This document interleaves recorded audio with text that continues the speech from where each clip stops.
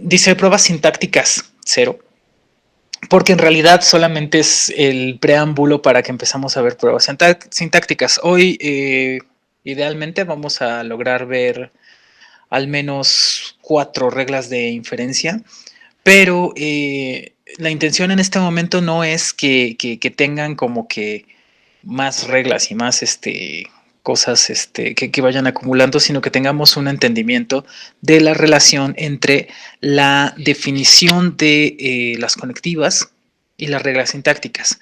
Una, algo en lo que hemos insistido algunas personas es que en realidad el enfoque tradicional, por decirlo de alguna forma, donde te aprendes las reglas y luego las quieres aplicar, pues es erróneo porque supone un trabajo como muy mecánico, supone que, este trabajo memorístico no necesariamente garantiza el ejercicio de inferencia lógica y más bien lo que hay que hacer es entender la relación de las conectivas con las reglas y entendiendo cómo funcionan, entonces es mucho más fácil recordar cuándo se puede aplicar una regla u otra. A veces lo que es lo más feliz que puede pasar es que tú veas una relación de dos proposiciones y digas, mira, de esto se deduce esto, aunque tal vez no sepas el nombre de la regla, porque el nombre es una convención. Y ya saben que aquí estamos en contra de las convenciones, nos parece que son útiles a veces, pero ninguna convención es tan importante como para que atropelle a las personas o cosas por el estilo, ¿no? Entonces, de pronto puedes hacer la inferencia correcta, pero no saber el nombre. Y saber el nombre, pues es algo secundario. Saber, en cambio, hacer la deducción porque entendiste cómo funciona la conectiva, eso es lo verdaderamente importante, ¿no? Entonces, eso es a lo que aspiramos el día de hoy y los demás días que estemos trabajando con deducción natural. Y bueno, entonces, lo que les digo es, las pruebas sintácticas son las que se realizan con reglas de inferencia y reglas de equivalencia. Entonces, lo que vamos a empezar a ver son reglas de inferencia y posteriormente reglas de equivalencia. ¿Qué es que una prueba sea una prueba sintáctica en contraste con una prueba semántica? La sesión anterior vimos pruebas semánticas y hablamos de tablas de verdad y de reducción del absurdo y de asignación de valores, ¿no? Y entonces estas pruebas, en cambio, las sintácticas, con lo que tienen que ver es con reglas. Cuando tú haces una prueba semántica, a lo que apeles es a la evaluación, digamos, del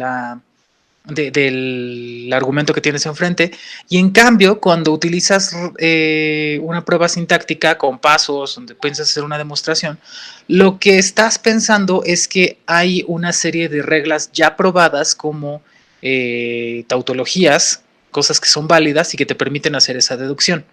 Entonces, ¿qué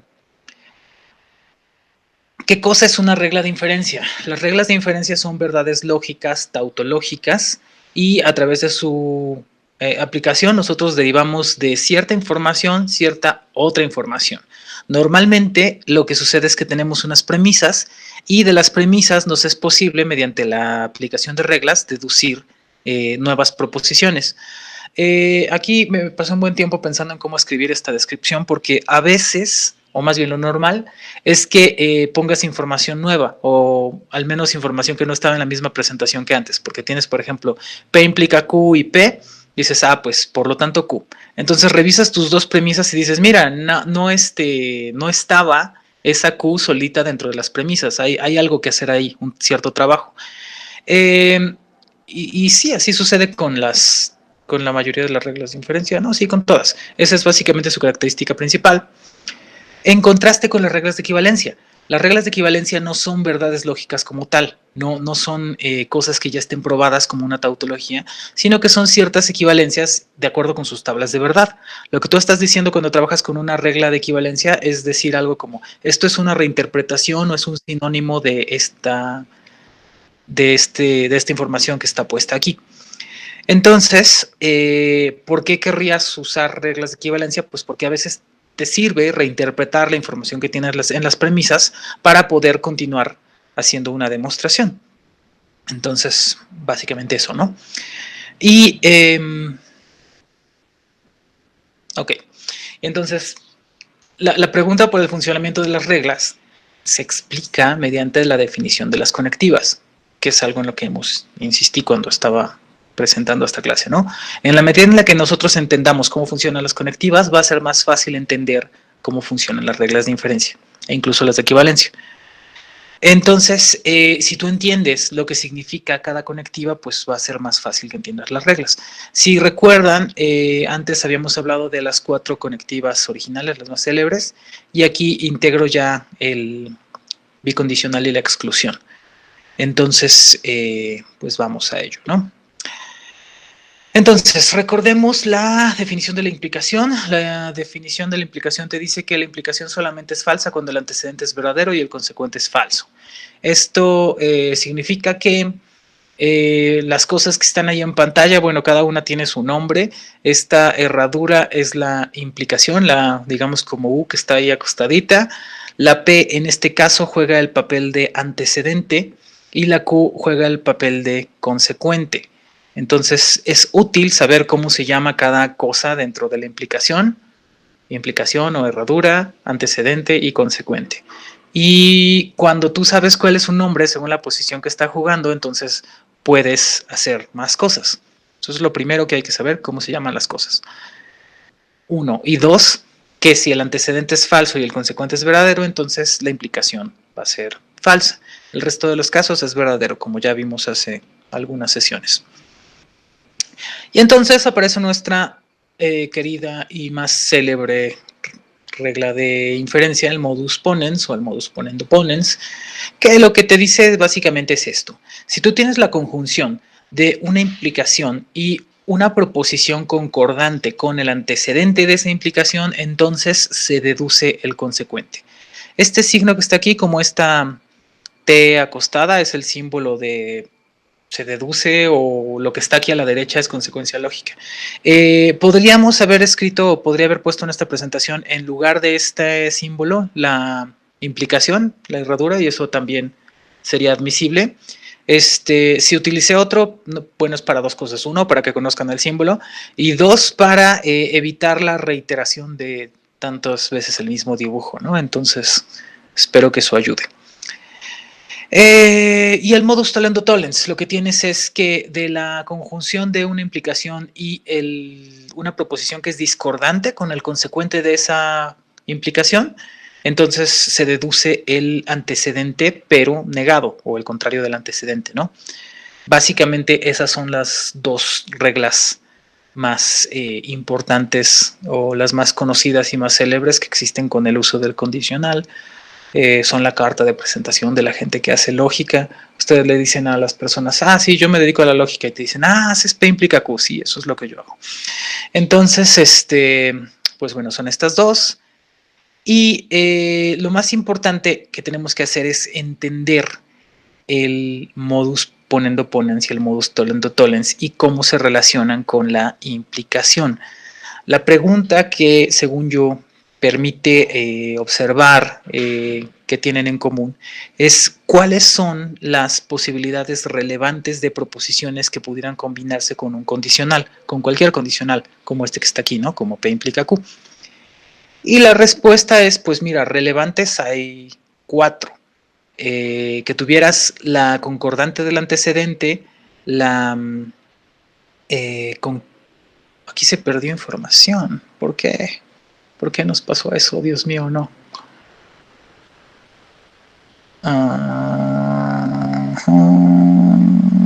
Ok. Bueno, ahorita hago eso. Voy a tener que corregir esto, entonces, bueno, primero explico y luego corrijo lo que hay que corregir. Lo que estamos diciendo sencillamente es, si, como es en el primer renglón, si tienes tú una implicación y el concordante con el antecedente, entonces se deduce por modus ponens el consecuente, con eso no hay problema. Si tienes, en cambio, una implicación y el concordante con el consecuente, entonces ¿qué se deduce? Y la respuesta es no, ahí no hay inferencia.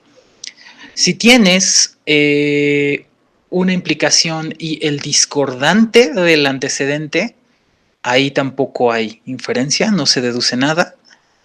Pero si tienes, y aquí es donde está mal la diapositiva, déjenme ir a corregirlo.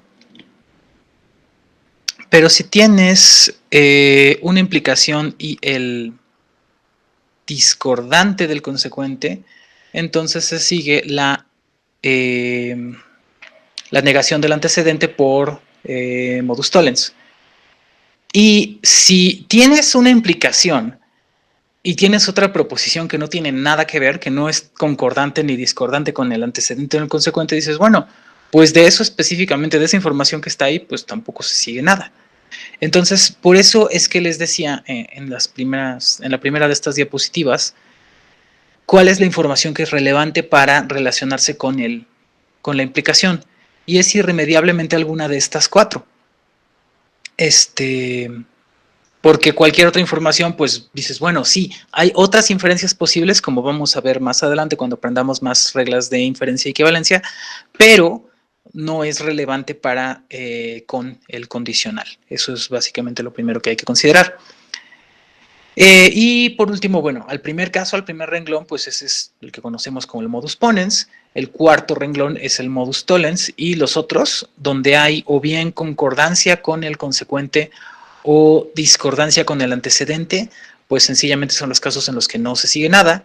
Lo mismo que aquellos donde lo que hay es una proposición o premisa que no tiene relación con el condicional. En ese caso tampoco se sigue nada. Seguimos con el silogismo hipotético. Lo que te dice básicamente es esto.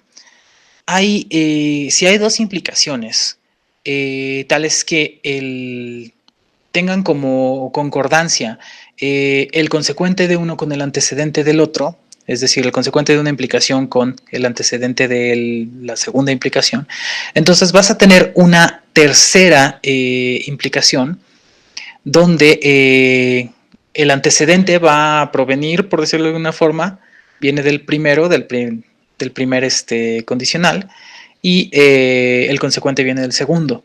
Y pues es muy parecido. Lo primero que notan ustedes cuando presentamos esta regla, dicen, oye, pues eso es como la silogística, ¿no? Exactamente, y pues sí, así se llama. Digo, por eso se llama así, ¿no? Tiene esa característica de que hay un término medio, que es esa proposición concordante, y los que quedan en la nueva inferencia, pues son los extremos, el antecedente y el consecuente respectivamente,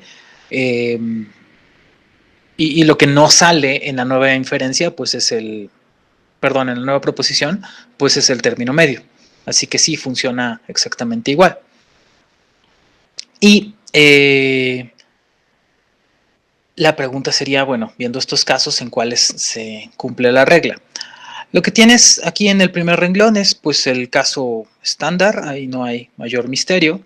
Tienes P implica Q y Q implica R, por lo tanto P implica R porque Q es el término medio que tienen en común. En el segundo renglón lo que tienes es P implica no Q y no Q implica R. En este caso lo que están viendo es, bueno, esto está negado, esto también está negado, pero se preserva la condición de que sean concordantes. Entonces lo que tienes es, tal como decía la regla, efectivamente el concordancia entre el consecuente del primero y el antecedente del segundo, y pues se sigue exactamente lo mismo que en el primer caso, ¿no?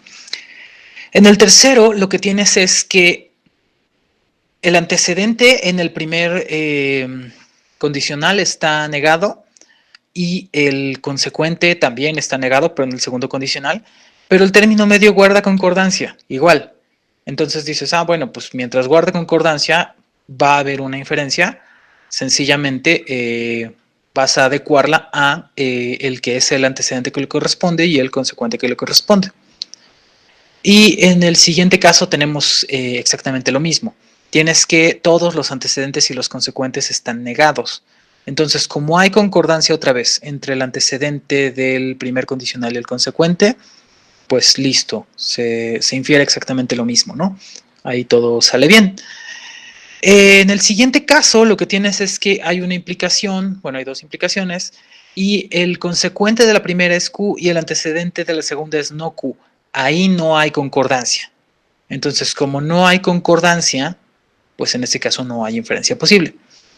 Y en el siguiente lo que tienes es un caso todavía más grave de no concordancia, porque lo que tienes es, en el antecedente tienes no P implica, perdón, en la primera implicación tienes no P implica Q, y en el segundo tienes S implica no R. Y lo que dirías es, eso ni siquiera tiene nada que ver, ¿no? Entonces ahí desde luego tampoco hay inferencia, no hay concordancia alguna. Y en este caso, en el penúltimo que tenemos aquí, lo que tienes es un condicional que dice no P implica Q, y luego tienes la negación de ese condicional.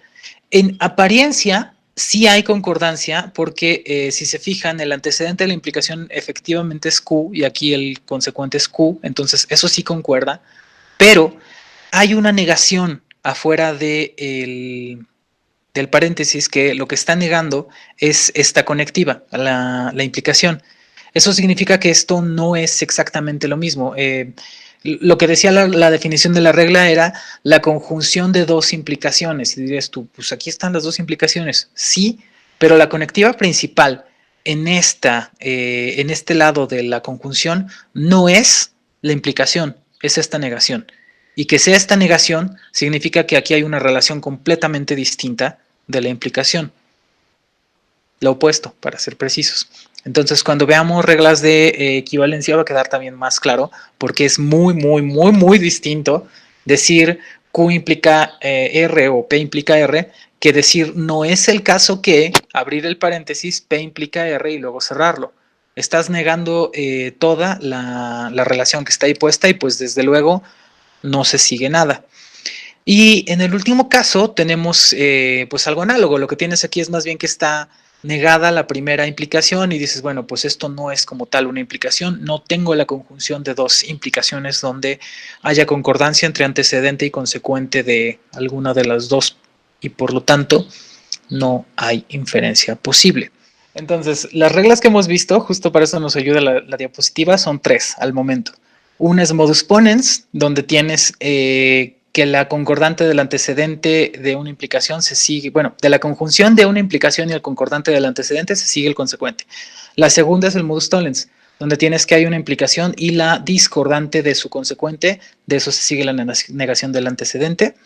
Y la tercera regla es el silogismo hipotético, donde lo que tienes es la concordancia, bueno, tienes dos implicaciones que tales que tienen tienen concordancia el consecuente de la primera con el antecedente de la segunda, y de ese se sigue una nueva implicación donde el antecedente viene de la primera, digamos, y el consecuente de la segunda.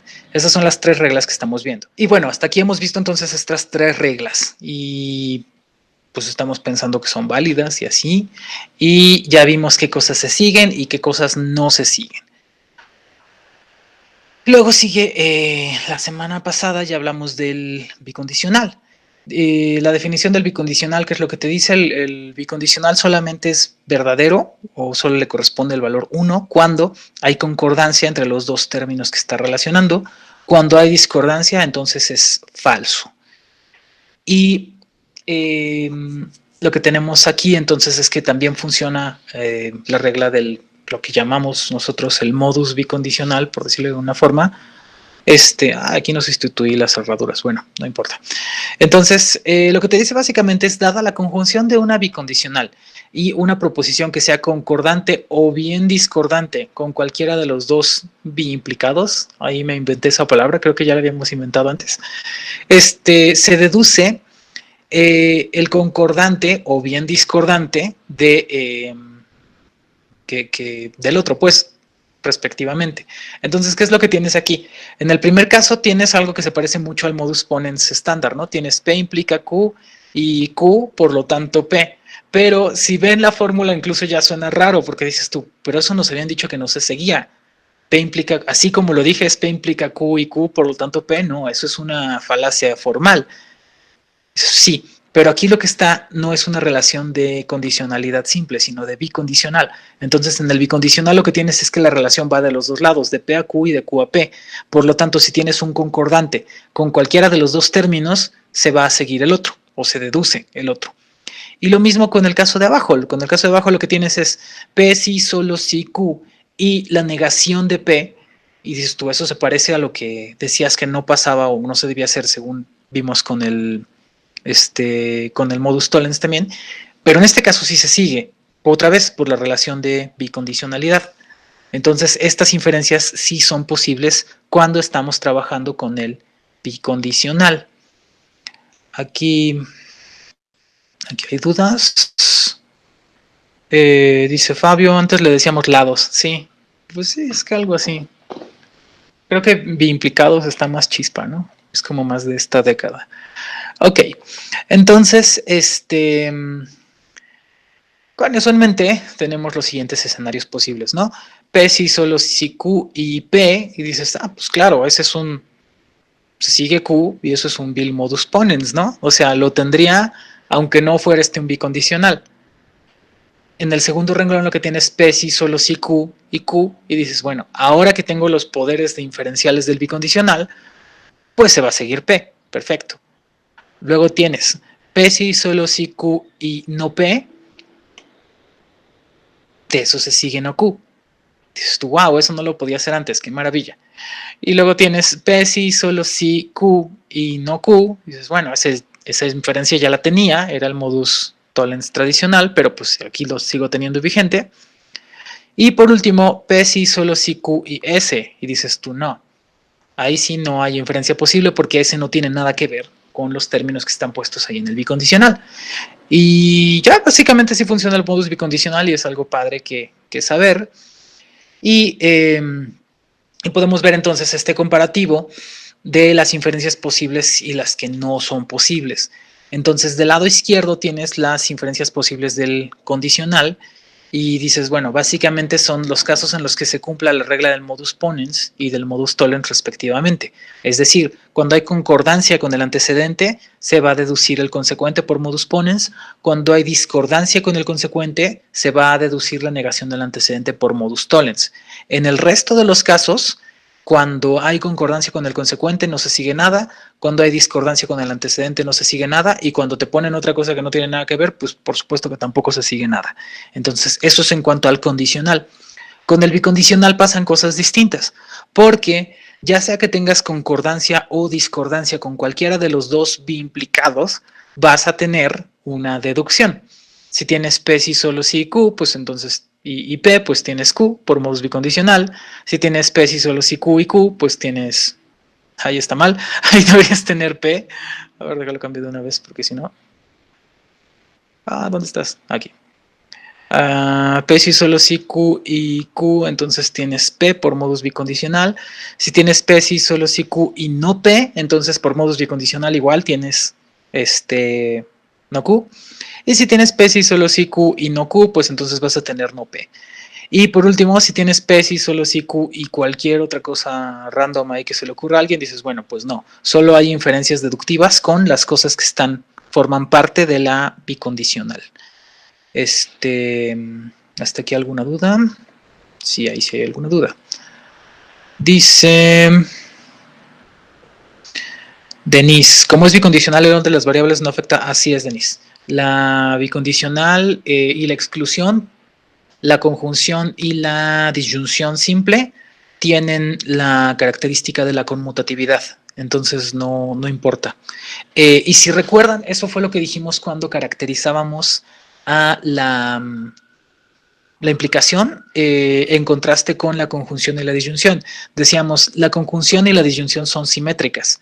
La exclusión y el bicondicional también son simétricas, van para los dos lados. En cambio, el condicional no. El condicional sí tiene un rol, o bueno, una proposición juega el rol de antecedente y otra el consecuente. Y si cambias eso, pues sí hay una catástrofe. Pero en este caso, como bien observas, no, da lo mismo. Entonces, entendido lo anterior, regresamos a el silogismo hipotético, pero ahora en su modalidad bicondicional. Lo que dice es básicamente esto: dada la conjunción de dos bicondicionales que tengan concordancia en algún término, entonces se va a deducir un nuevo bicondicional donde están vinculados los otros. Entonces, ¿qué es en cada caso lo que tendrías? Bueno, si tienes P si solo si Q y Q sí solo sí R, en este caso tienes como término medio, por decirlo así, a Q, lo que tienes es un nuevo bicondicional donde tienes a relacionados a P con R. Y en el segundo ejemplo lo que tienes es un bicondicional donde tienes a no P relacionado con bicondicionalidad con no Q. En el segundo bicondicional tienes a no Q, que sería el término medio, o el que tienen en concordancia, y de ese se sigue pues este nuevo, ¿no? Que tiene a no P de este lado y a R de este otro. Y ya, entonces funciona más o menos igual, pero podemos verlo caso por caso, ¿no?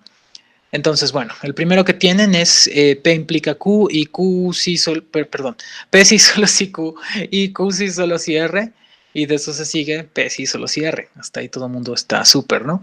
En el segundo caso lo que tienes es no P sí solo sí no Q y no Q sí solo sí R, y dices, pues bien, eso ya estamos de acuerdo en que sí hay inferencia, porque son concordantes no Q con no Q.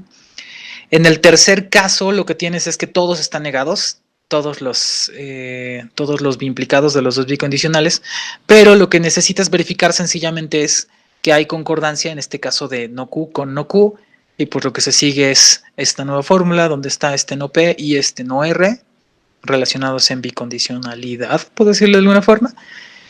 Y luego tienes este otro donde tienes P sí solo sí Q y Q sí solo sí no R. Y la pregunta es, bueno, ¿de qué se va a seguir o qué se va a seguir de esto? Pues lo mismo, porque tienes estos dos que son concordantes, entonces puedes hacer la inferencia. En este caso, si tienes P sí solo sí Q y no Q sí solo sí R, aquí sí no se puede. ¿Por qué? Porque el igualito que en el caso del silogismo hipotético normal, lo que tienes es discordancia. Y esa discordancia no te permite que haya ese tránsito, por lo tanto no hay inferencia posible. Y lo mismo pasa en el siguiente renglón. Lo que tienes es discordancia en este caso con la Q, por lo tanto no hay inferencia. En este caso lo que tienes es el penúltimo dice P sí solo sí Q y R sí solo sí P.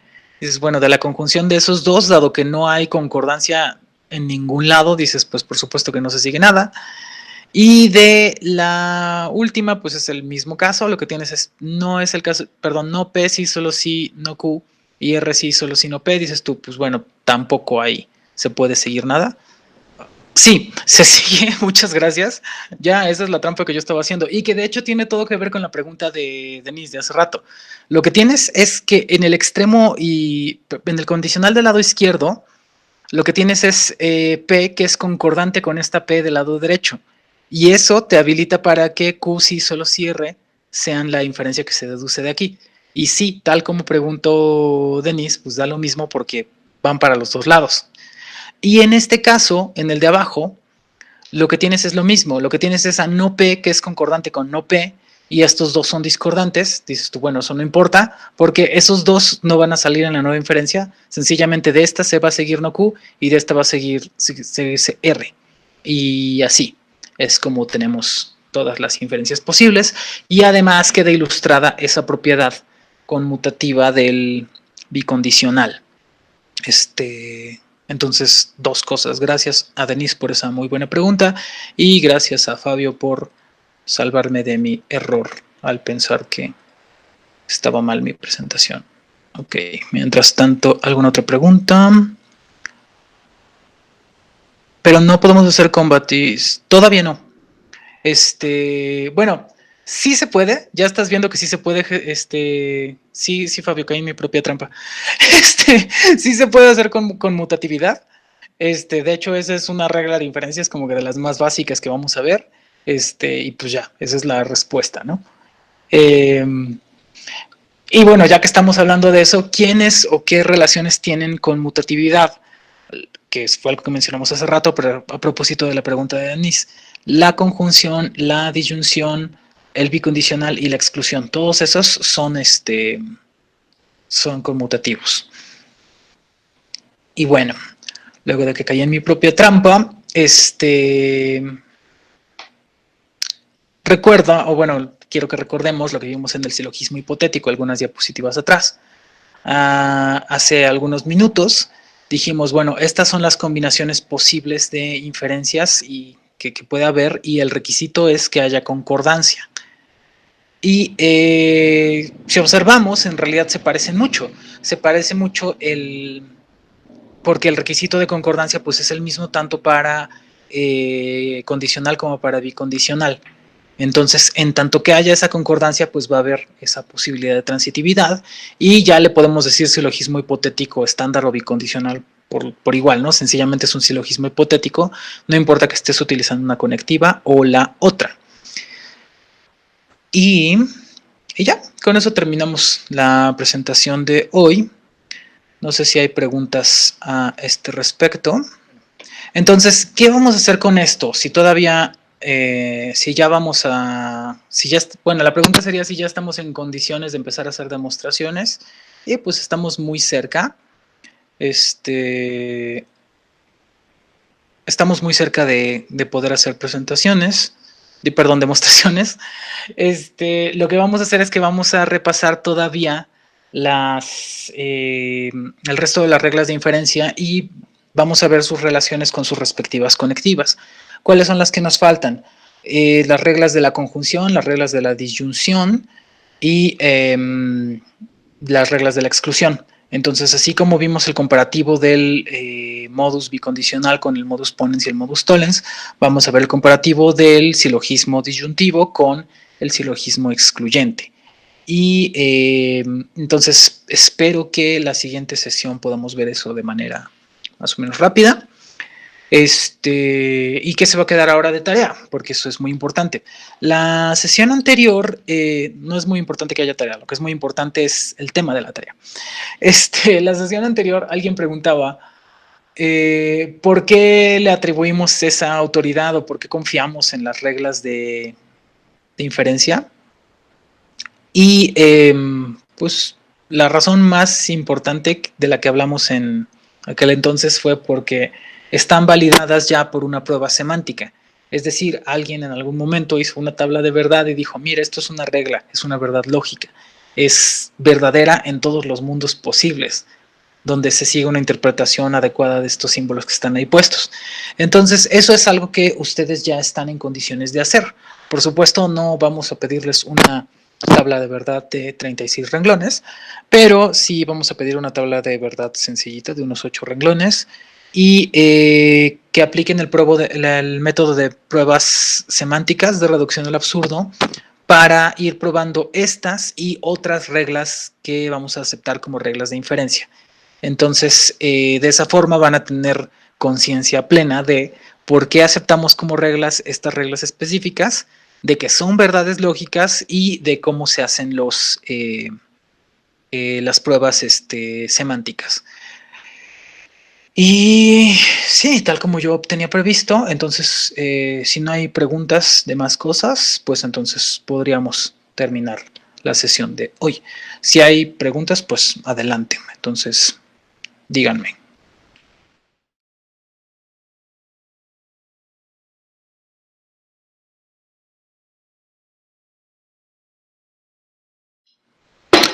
No es tanto como que sean más poderosas, sí parece que hay como una jerarquía, ¿no? Como que si nosotros le dijéramos a las reglas de inferencia, mira, tú solamente eres regla porque lo demostró una prueba semántica, en realidad son dos caras de la misma moneda, o sea, porque son como que lo mismo. Sencillamente, lo que está pasando cuando utilizas una... Sí, Emilia, ahorita les comparto. Aparentemente ya no tienen errores, entonces las comparto ahorita mismo. Es más, las comparto ahorita mientras hablamos. Entonces, parece que la autoridad en este caso está del lado de las pruebas semánticas, pero lo que está pasando en realidad es que es la misma información. O sea, porque la regla del modus ponens finalmente, ¿qué es? Es la... Ay, gracias, policía. Es la, es la aseveración de una implicación y en conjunción con alguna de las dos partes que conforman o bien su antecedente o bien su consecuente. Y cuando hay concordancia con el antecedente es modus ponens, y cuando hay discordancia con el consecuente es modus tollens. Y dices, es que esa distinción en realidad es un tanto artificial. O sea, lo único que estás diciendo es, aquí hay una verdad lógica, y esa verdad lógica, pues, cuando aplicas una regla de inferencia sencillamente no te das el trabajo de demostrarlo. Dices, esto es una verdad lógica porque ya está probado, o así lo creo, pues porque me lo dijeron. Pero ese así lo creo porque me lo dijeron tiene todo que ver con no entender lógica, con decir, mira, me dijeron que estas eran las reglas, pero pues quién sabe, ¿no? Entonces, en una medida sí son, lo que pasa es que las pruebas semánticas son como una justificación de por qué aceptamos algo como regla. Y si lo piensas de esta forma, cuando estemos haciendo argumentos más complejos, ya que tengan unas 2, 3 premisas, y estos sean argumentos válidos, lo que tú vas a haber demostrado es que ese argumento se demuestra por reglas, pero además habrás demostrado que ese argumento es una tautología. Y entonces podrías postular este nuevo argumento como una regla. Porque lo que estás diciendo es, si te envuelve, ¿qué es lo que dices cuando presentas el modus ponens como una regla? Lo que estás diciendo es, si te encuentras con algo que tenga esta estructura, ese algo es una verdad lógica. Entonces, si tú presentas tu argumento que tiene 3 premisas y una conclusión y que demostraste que es válido, dices, bueno, pues siempre que te encuentres con algo que tiene esta estructura, eso también va a ser una verdad lógica y también va a ser válido.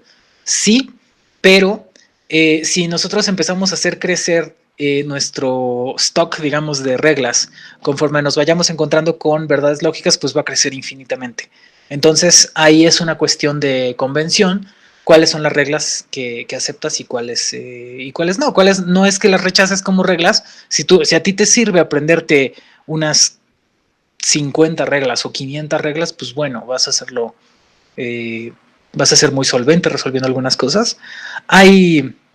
Pero no es como que aceptable o pedagógicamente inteligente que le digas a los estudiantes del curso, bueno, pues van a aprenderse 50 reglas o 100, ¿no? Porque en realidad no hay una razón para que tú te detengas en considerar que luego de encontrar una tautología, esa tautología es elegible para hacer una regla. Sin embargo, la pregunta sería, bueno, entonces, ¿cuáles son las que aceptamos como reglas? Y la respuesta sería, pues, las que son más prácticas, las que son como más informativas respecto a cómo se relacionan las conectivas. Entonces, en ese sentido, son las más simples. Son las que tienen que ver con un condicional simple, el modus ponens o el modus tollens, o la simplificación o la conjunción con solamente 2 proposiciones. Y más adelante, tal vez, o bueno, si es del interés de ustedes, ya que hablábamos esta semana de la Olimpiada en Lógica y otras cosas, hay ciertas inferencias más sofisticadas, por decirlo de alguna forma, que sí es útil tenerlas como reglas, que te pueden ahorrar varios pasos tenerlas presentes. Entonces, ahí el criterio se vuelve práctico. No te ahorra mucho una regla que tenga, no sé, como 4 ocurrencias de cada proposición y sea un chorizo así súper largo, pero sí te sirve una regla que te ayude a hacer inferencias rápidas. Entonces, ese es el criterio cuando escogemos estas reglas. Pero, por supuesto, también pues puede haber otros, ¿no? Y esa es una. Puede haber otros criterios y también hay otros sistemas. Cristian utiliza un sistema donde les llama reglas de introducción o eliminación y cosas parecidas. En realidad estamos operando con las mismas verdades lógicas, solo lo hacemos con un tratamiento un poco diferente. Pero pues sí, si aprendiste bien lógica clásica, muy rápidamente te puedes adaptar a cualquier otro sistema. Si lo estás viendo con cálculo de secuentes o con o con la notación de Frege o lo que tú quieras, en tanto estés operando con las mismas verdades lógicas, vas a estar hablando de lo mismo.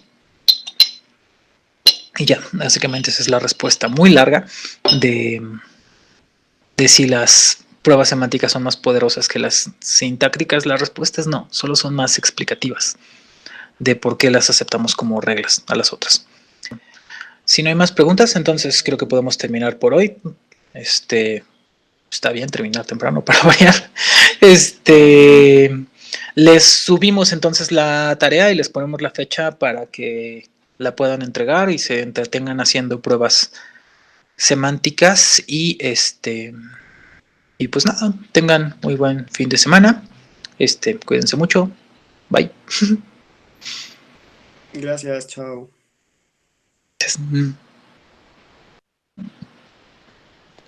Gracias, hasta luego. Gracias, bye, cuídense mucho.